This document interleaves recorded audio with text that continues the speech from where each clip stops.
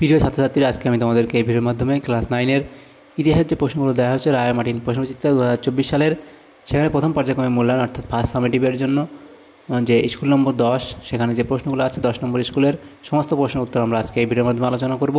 এবং এর আগে যে স্কুলগুলো ছিল 1 থেকে 9 অবধি, সেগুলোর প্রশ্ন উত্তর আমরা অলরেডি চ্যানেলে আপলোড করে দিয়েছি। তোমরা প্লেলিস্ট থেকে সেই প্রশ্ন উত্তরগুলো অবশ্যই দেখে নেবে। তো 10 নম্বর যে স্কুল, সেখানে দেখো প্রথম এখানে 10 নম্বর স্কুলে আমাদের যে এমসিকিউ টাইপ প্রশ্নগুলো দেওয়া হয়েছে, এখানে স্কুল নেম কি বলা হয়েছে, যাদবপুর বিদ্যাপীঠ। বিভাগ ক এর মধ্যে দেখো 10টা এমসিকিউ টাইপ প্রশ্ন দেওয়া হয়েছে। 10 নম্বর প্রথম প্রশ্ন বলা হয়েছে, দেখো 1-এর দাগের সঠিক উত্তরটি নির্বাচন করো।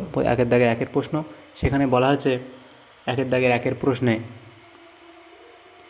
ডিয়াবলো ইকোনমিক গ্রন্থটির রচয়িতা কে? এটা হবে কুয়েশনে, তাহলে অপশান বি তোমাদের এখানে সঠিক উত্তর হবে। দ্বিতীয় প্রশ্ন বলা হয়েছে ঐশ্বর্যের ইন্দ্রপুরী বলা হতো। ঐশ্বর্যের ইন্দ্রপুরী বলা হতো ভার্সাই রাজপ্রাসাদকে, তাহলে অপশান সি তোমাদের সঠিক উত্তর হবে। নেক্সট প্রশ্ন, ষোড়শ লুই স্টেটস জেনারেল আহ্বান করেন। ষোড়শ লুই স্টেটস জেনারেল আহ্বান করেন, এটা হবে 1789 খ্রিস্টাব্দে, অর্থাৎ অপশান সি তোমাদের এখানে সঠিক উত্তর হবে। তারপরে প্রশ্নে বলা হয়েছে ফ্রান্সে নতুন সংবিধান প্রবর্তিত হয়। ফ্রান্সে নতুন সংবিধান প্রবর্তিত হয়। ফ্রান্সে নতুন সংবিধান প্রবর্তিত হয় 1791 খ্রিস্টাব্দে, এখানে অপশান সি তোমাদের সঠিক উত্তর হবে। নেক্সট প্রশ্নে বলা হয়েছে জনগণের ইচ্ছায় রাষ্ট্রের উৎপত্তি মন্তব্যটি করেন রুশো, অপশান ডি হবে সঠিক উত্তর। নেক্সট প্রশ্নে বলা হয়েছে ফরাসি জাতির সম্রাট ছিলেন নেপোলিয়ন, অপশান সি হবে তোমাদের সঠিক উত্তর। তারপরে প্রশ্নে বলা হয়েছে মহাদেশীয় অবরোধ প্রথা জারি করে। মহাদেশীয় অবরোধ প্রথা জারি করে, এখানে তোমাদের হবে ইংল্যান্ডের বিরুদ্ধে ফ্রান্স। নীল নদের যুদ্ধ হয় 1798 খ্রিস্টাব্দে, অপশান বি হবে তোমাদের সঠিক উত্তর। নেক্সট প্রশ্ন বলা হচ্ছে দ্বিতীয় জাস্টিনিয়ান বলা হয় নেপোলিয়নকে, অপশান এ। তারপরে প্রশ্ন নেপোলিয়নের জীবনের শেষ যুদ্ধ ছিল ওয়াটারলুর যুদ্ধ, অপশান সি হবে তোমাদের এখানে সঠিক উত্তর। তাহলে এমসিকিউ টাইপ প্রশ্নগুলো হয়ে গেল। নেক্সট যে প্রশ্ন আছে সেটা আমরা দেখে নেব। বিভাগ ক্ষয়ের মধ্যে 6টা প্রশ্ন আছে, 1 নম্বর দেওয়া আছে, 6টা প্রশ্ন 1 নম্বর করে 6 নম্বর এখানে নম্বর বিভাজন করা হয়েছে। তো নিচের প্রশ্নগুলির নির্দেশ অনুযায়ী উত্তর দাও। কয়স্তমের সঙ্গে ক্ষয়স্তম আমাদের মেলাতে বলা হয়েছে প্রজাপতি রাজা, এটা হবে পঞ্চদশ লুই। এবং আমি রাষ্ট্র, এটা হবে 14 লুই। তারপর 3 নম্বর আছে কাঁদিদ, এটা হবে ভলতেয়ার। তাহলে এভাবে তোমরা ক্ষয়স্তম্ভে মিলিয়ে নেবে। তারপরের যে প্রশ্নগুলো আছে দেখো বিভাগ গ, সেখানে যেগুলো প্রশ্ন ছিল কি 3-এর দাগের নিচের প্রশ্নগুলির 2-3টি বাক্যে উত্তর দাও, যে কোনো 4টি। প্রথম প্রশ্ন বলা আছে লেতর দ্য ক্যাশে কি? লিখবে লেতর দ্য ক্যাশে হলো ফ্রান্সে প্রচলিত এক প্রকার রাজকীয় গ্রেপ্তারি পরোয়ানা। এই পরোয়ানার ভিত্তিতে রাজকর্মচারীরা যে কোনো ব্যক্তিকে গ্রেপ্তার করে বিনা বিচারে দীর্ঘদিন আটক করে রাখতে পারে। দ্বিতীয় প্রশ্ন কি বলা আছে প্যাট্রিশিয়ান ও প্লেবিয়ান কারা? প্যাট্রিশিয়ান হইল এখানে ফ্রান্সের অভিজাত শ্রেণী এবং প্লেবিয়ান হইল ফ্রান্সের 3য় শ্রেণীর মানুষরা। টিলসিটের সন্ধি কবে কাদের মধ্যে হয়? 1807 খ্রিস্টাব্দে ফ্রিডল্যান্ডের যুদ্ধে নেপোলিয়নের কাছে পরাজিত হয়ে রাশিয়ার জার প্রথম আলেকজান্ডার ফ্রান্সের সঙ্গে টিলসিটের সন্ধি স্বাক্ষর করতে বাধ্য হয়। 4 দাগের প্রশ্নে বলা হচ্ছে শতদিবসের রাজত্ব বলতে কী বোঝো? 1814 খ্রিস্টাব্দে মিত্রশক্তির কাছে পরাজিত নেপোলিয়নকে ফ্রান্সের সিংহাসনচ্যুত করে এলবা দ্বীপে পাঠানো হয়। নেপোলিয়নকে 1 বছরের মধ্যেই 1050 জন সৈন্য নিয়ে এলবা দ্বীপ থেকে ফ্রান্সে ফিরে আসেন। এই সময় নেপোলিয়ন ফ্রান্সে 1815 খ্রিস্টাব্দের 20 মার্চ থেকে 29 জুন পর্যন্ত 100 দিন রাজত্ব করেন। একে শতদিবসের রাজত্ব বলা হয়। নেক্সট প্রশ্ন ছিল 5 নম্বর প্রশ্ন পোড়ামাটির নীতি কি?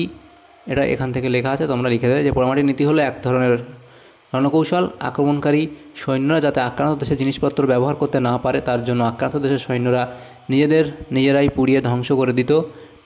1812 খ্রিস্টাব্দে নেপোলিয়ন যখন রাশিয়া আক্রমণ করেছিলেন তখন রাশিয়ার সৈন্যরা যুদ্ধ না করে পিছিয়ে গিয়ে খাদ্য ও শস্য ভাণ্ডারগুলি জ্বালিয়ে দেয়, পানীয় জলে বিষ মিশিয়ে দেয় এবং যোগাযোগ ব্যবস্থা ধ্বংস করে দিয়ে শত্রুপক্ষের অগ্রগতি ব্যাহত করে। এই রণকৌশলই পোড়ামাটির নীতি নামে পরিচিত। তাহলে প্রশ্নগুলো হয়ে গেল আমাদের 4-এর দাগের। এই বিভাগ গয়ের প্রশ্নগুলো আমাদের হয়ে গেল। নেক্সট যে প্রশ্নগুলো আছে সেটা হচ্ছে বিভাগ ঘ। সেখানে কী বলা আছে দেখো 4 দাগের প্রশ্ন। সেখানে বাস্তিল দুর্গের পতন ও তার গুরুত্ব কী ছিল সেটা তোমরা লিখবে, যে এই গুরুত্ব বলে এটা লিখবে। ফরাসি রাজা সোনাসলুই পুরাতনতন্ত্রকে ফিরিয়ে আনার উদ্দেশ্যে জনপ্রিয় অর্থমন্ত্রী নেকারকে পদচ্যুত করে প্যারিস ও ভার্সাইয়ে সেনা মোতায়েন করলে জনগণ ক্ষিপ্ত হয়ে ওঠে। 1889 খ্রিস্টাব্দে 14 জুলাই উত্তেজিত জনতা প্যারিসের কুখ্যাত বাস্তিল দুর্গ দখল এবং ধ্বংস করে। বাস্তিল দুর্গের পতন ইতিহাসের একটি বিশেষ গুরুত্বপূর্ণ ঘটনা। গুরুত্ব বলে পয়েন্ট করবে, সেখানে 1 নম্বর, 2 নম্বর, 3 নম্বর, 4 নম্বর, 5 নম্বর, এভাবে গুরুত্বগুলো তোমরা লিখে দেবে এই অবধি। দ্বিতীয় প্রশ্ন কী ছিল দেখো, ফরাসি বিপ্লবে নারী সমাজের ভূমিকা উল্লেখ করো। তো লিখবে ফরাসি সমাজ ও পরিবারে পুরুষের মতো নারীর সমান অধিকার না থাকলেও ফরাসি বিপ্লবে নারী সমাজ এক গুরুত্বপূর্ণ ভূমিকা পালন করেছিল। বিপ্লবের শুরু থেকে শেষ অবধি নারীরা ছিল পুরুষদের সঙ্গী, বন্ধু ও বিপ্লবী কাজকর্মের অংশীদার। নারীদের ভূমিকা বলে পয়েন্ট করো, সেখানে লিখবে 1 নম্বর, 2 নম্বর করে এই পয়েন্টগুলো লিখবে। তো শেষের লাইন কী আছে, শেষের লাইনটা কী আছে দেখো 2 দাগে। আবার 1789 খ্রিস্টাব্দে 14 জুলাই যখন জনতা বাস্তিল দুর্গ আক্রমণ করে, তখন বহু সাহসিনী মহিলা তাদের দুর্গ ভেঙে ফেলার জন্য উৎসাহ দিয়েছিল এবং নতুন ব্যবস্থা কার্যকর করার সপক্ষে মতপ্রকাশ করেছিল। নিচের লাইনটা সপক্ষে মতপ্রকাশ করেছিল। তারপরে লিখবে কি 3 নম্বর পয়েন্ট দিয়ে এটা লিখবে, 4 নম্বর, 5 নম্বর এবং 6 নম্বর পয়েন্ট দিয়ে লিখবে। শেষে মন্তব্য লিখবে, ফরাসি বিপ্লবকালে বিপ্লবী নেতারা নারীদের রাজনৈতিক অধিকার ও যোগ্যতার প্রশ্নে দূরদর্শিতার পরিচয় দিতে না পারলেও এ সময়ে নারী মুক্তির যে আন্দোলন শুরু হয়েছিল তা পরবর্তীকালে নারী সমাজের অধিকার প্রতিষ্ঠায় সহায়ক হয়। বিভাগ উঙা, সেখানে যে প্রশ্নগুলো আছে 5 দাগের প্রশ্নে বলা আছে নিচের প্রশ্নগুলির 15-16টি বাক্যে উত্তর দাও যে কোনো একটি।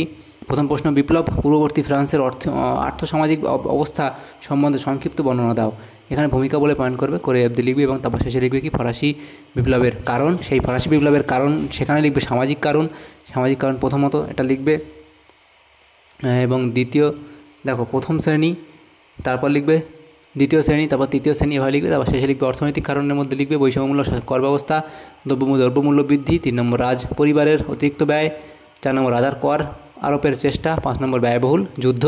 এই অবধি তোমরা লিখে দেবে প্রশ্ন উত্তর। তারপরের যে প্রশ্ন আছে সেটা কি 2 দাগের প্রশ্ন, নেপোলিয়ন বোনাপার্টের উত্থান ও ক্ষমতা দখল আলোচনা করো। তা ভূমিকা বলবে, সেখানে ভূমিকা লিখবে ফরাসি বিপ্লব যখন শোচনীয় বিপর্যয়ের সম্মুখীন হয়ে পড়েছিল এবং ডিরেক্টরির শাসনের ব্যর্থতা ও ক্রমাগত বৈদেশিক আক্রমণ যখন ফ্রান্সের জনজীবনকে অতিষ্ঠ ও ক্ষুব্ধ করে তুলেছিল, সেই জটিল মুহূর্তে নেপোলিয়ন বোনাপার্ট তার অভাবনীয় সামরিক প্রতিভার দ্বারা ফ্রান্সকে রক্ষা করেন এবং ফরাসি জাতির ত্রাণকর্তার ভূমিকায় অবতীর্ণ হন।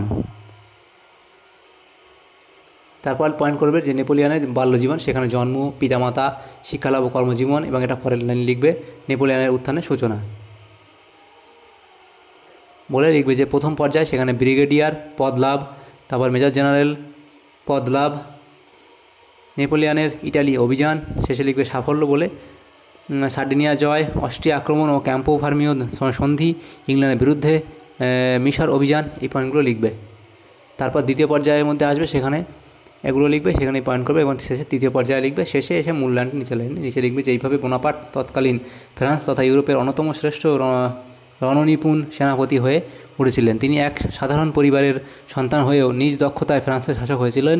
1799 খ্রিস্টাব্দ থেকে 1814 খ্রিস্টাব্দ পর্যন্ত তিনি ছিলেন ফ্রান্সের ভাগ্য নিয়ন্ত্রণা। তাই এজ অব নেপোলিয়ন বলে অভিহিত করেছেন। তাই ঐতিহাসিকগণ তার শাসনকালকে ইউরোপের ইতিহাসের নেপোলিয়নের যুগ বলে অভিহিত করেছেন। তো এর দিয়ে তোমরা লিখে দেবে প্রশ্ন উত্তর।